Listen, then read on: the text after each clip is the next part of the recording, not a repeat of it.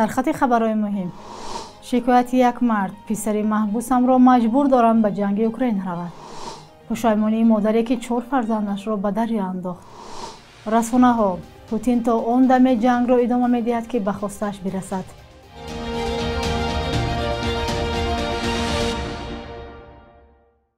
سلام بیننده‌های عزیز، امیدوارم خوبید. برنامه نویدی بامدادی را با آخرین خبرهای تاجیکستان و جهان تقدیم شما می‌کنیم. امروز چهارشنبه 16 ایول.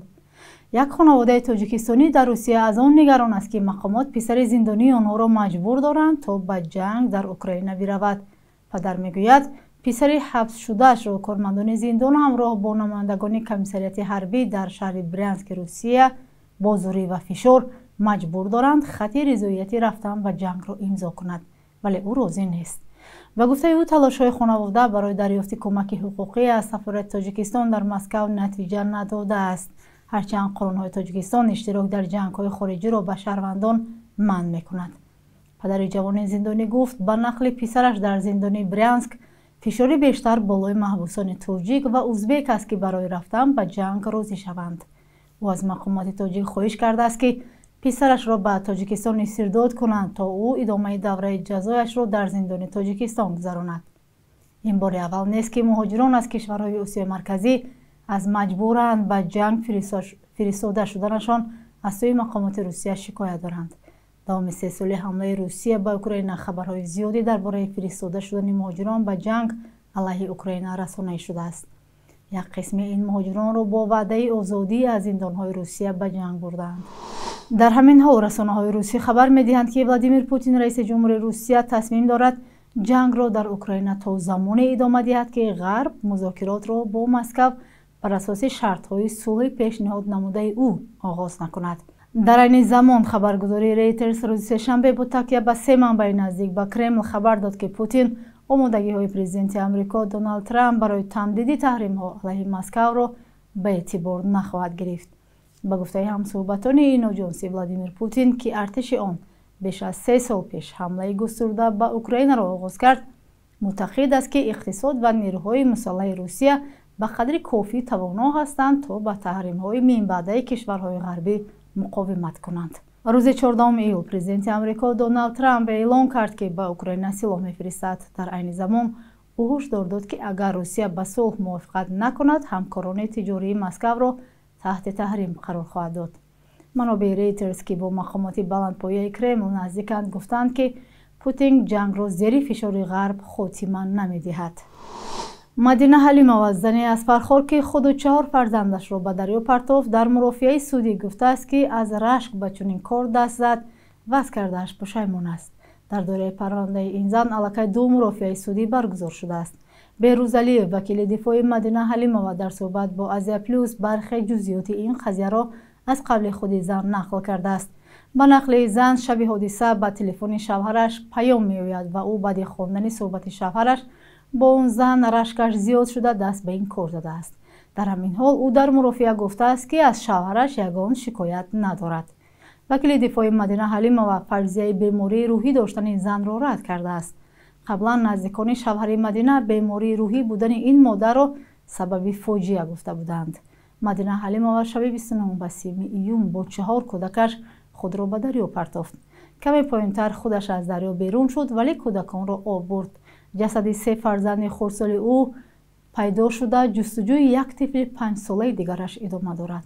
به اطلاع بهروز علیف، حالا نسبت به مدینه حلیمова برای آدمکشی یا چند بند ماده 104 کدکس جنایتی پرونده باز شده او در بازداشتگاه است. این بند قانونگذاری از 15 تا 25 سال زندان و یا حکم ابد پیش بینی می‌کند. میخائیل رامانیوک زاده تاجیکستان که حالا در آمریکا به سر میبرد توسط ذهن سنی فرهنگ فارس و تاجیک را تبلیغ میکند. او علاقمندی خیلی زیاد به تمدن فارس و تاجیک دارد و پیوسته در ایجادیاتش این را میتوان مشاهده کرد. همکارمان امیر ایسایف با او گفتگو داشت. صحبت او را همراه میبینیم. Yet knowledge multiplies when shared, just like this light. مؤلف این نوارها رسام، عکسبردار، طراح و آهنگساز میخائیل رامانیوک میباشد. میخائیل اثرهایش را توسط ذهن سنی میآفرد.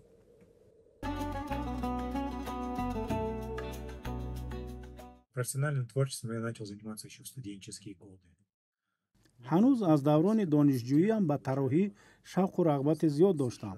хушбахтона ман ба тими донишҷӯёне ки аз устодони амрикоӣ графикаи рақамиро таълим мегирифтанд шомил шудам. диққати маро ҳамеша фанновариҳои нав ҷалб мекард. соатҳо дар барномаҳои фотошоп, иллюстратор, 3D Max кор мекардам. ҳамон солҳо ман бо аксбардори тоҷик Сурат Тоймастов дар барномаи инсоншиносии бунёди Оғохон шинос шудам.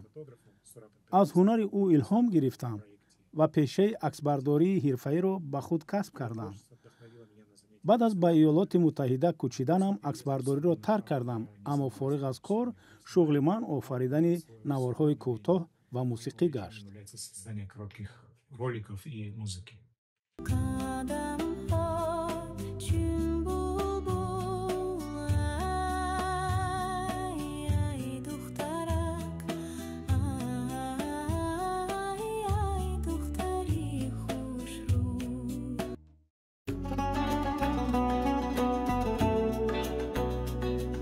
Навыки и знания приобретаются в процессе. Главное – это желание. маҳорату истеъдод дар ҷарони кор сайқал мегардад. муҳим он ки хоҳиш дошта бошӣ. мафҳуми эҷодкорӣ ё созандагӣ фарох аст. абзору василаи эҷодкорӣ маҳдудият надорад. шумо метавонед бо смартфон акс гиред ё рангҳоро рӯи матоъ омехта кунед ва онро эҷодиёт номед. барои ман эҷодкорӣ ин баёни зебопарастист ва метавонад баёни ғояву ақида ҳам бошад. агар сухан дар бораи офаридани чизе тавассути фанновариҳои рақамӣ равад, ба шумо компютер ва барномаҳо лозим аст. хоҳиш дошта бошед, дар ин барномаҳо кор карданро ёд мегиред. бартарии фанновариҳои навин дар он аст ки шумо ниёз ба рафтани китобхона ва гузаштани давраи омӯзиширо надоред. тамоми дониш дар интернет мавҷуд аст. дар мавриди истеъдод чизе гуфта наметавонам ва чӣ гуна онро пайдо кард намедонам.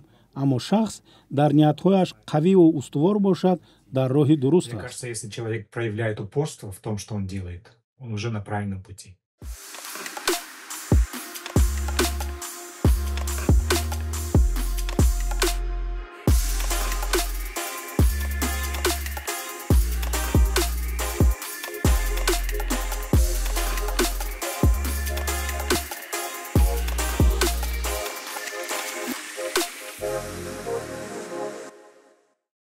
дар қирғизистон дар давоми 6 моҳи аввали соли ҷорӣ 10 кӯдак аз бемории сурхакон ҷон додааст. 6 кӯдак то 1 сола, 2 дигар 1 то 5 сола ва 2 нафари дигар аз 8 сола боло буданд.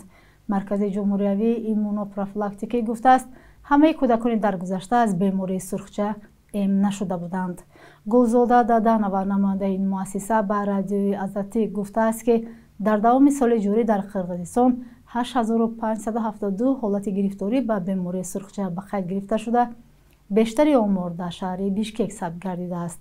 Азатик менависад, дар ҳудуди Иттиҳоди Шӯравӣ эмкунии кӯдакон алайҳи бемории сирати сурхча аз соли 1963 шурӯъ шуд, вале баъди касби истиқлолият бархе волидон огоҳона аз эмкунии фарзандонашон даст мекашанд.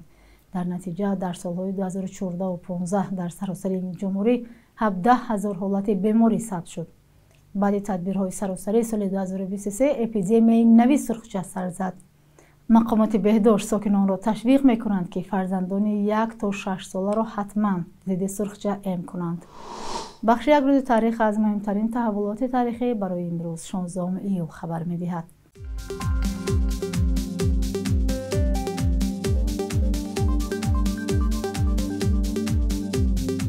16 июли соли 2020 додситонии вилояти Хатлон гуфт 10 сокини ноҳияи Хуросонро барои беиҷоза даст ба эътироз задан ҷазо доданд. ин дар ҳоле буд ки мардуми дар пайи офатҳои табиӣ ва сел хонаву дари худро аз даст дода, аз набуди кӯмаки мақомот ба нишони эътироз роҳи бохтар Душанберо бастанд. мақомот мегӯянд эътироз ва таҷаммуи бидуни иҷоза манъ аст. 16 июли соли 2009 раиси Бонки Миллии Тоҷикистон Шариф Раҳимзода дар ҷараёни нишасти матбуотӣ аз саҳми муҳоҷирон дар чархиши иқтисоди кишвар гуфт. ба қавли Раҳимзода, бо вуҷуди буҳрони иқтисодӣ, муҳоҷирони корӣ ҳамоно иқтисоди Тоҷикистонро аз роҳи ирсоли маблағҳо дастгирӣ мекунанд. солҳои охир мақомот аз нақши муҳоҷирон дар интиқолҳои пулӣ ошкор суҳбат намекунанд.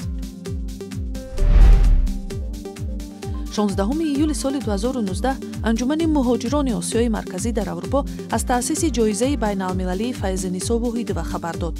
به گفته مسئولین انجمن این جایزه در وزارت عدلیه لیتوا ثبت نام شده است و به افراد و سازمان‌ها در بخش دفاع از حقوق بشر داده می شود.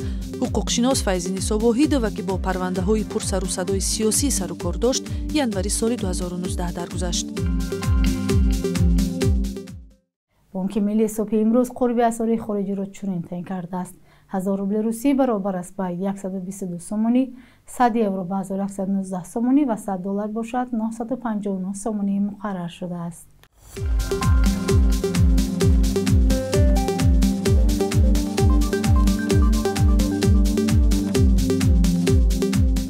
بیننده‌های عزیز، سپاس که تا این لحظه ما را همراهی کردید. با شما تا فردا خداحافظی میکنیم. روز خوبی داشته باشید.